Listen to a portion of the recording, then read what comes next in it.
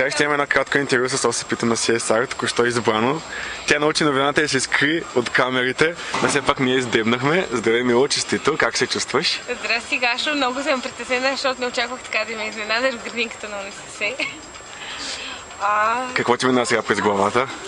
Мисля, че си голям гадня да ме изненадаш така в гръб. И се радвам, че съм избрана за CSR-а. Това е проект, на който много държа и който ме е научил на много неща и ще дам всичко от себе си, той да се получи по най-добрия възможен начин. И какво друго? Какво ще кажеш на своя екип, който тръпне в очакване на това, кой ще бъде OCP-то? Ами аз вече бях на срещата на екипа, само като наблюдател да видя за какво става въпрос.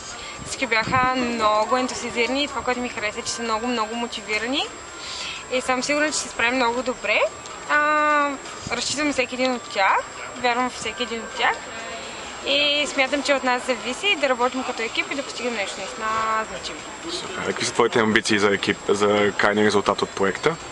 Ами със сигурност трябва много да надграждаме над миналогодишния проект, който безспорно беше успешен. Трябва да сме по-ефективни и като амбиции много се надявам всеки един да се чувства така, както аз чувствах в края на миналия проект. Именно много по-израснал, много по-мотивиран и много по... не знам. Финалното ми за нашите членове. Гаша е голям гадняр.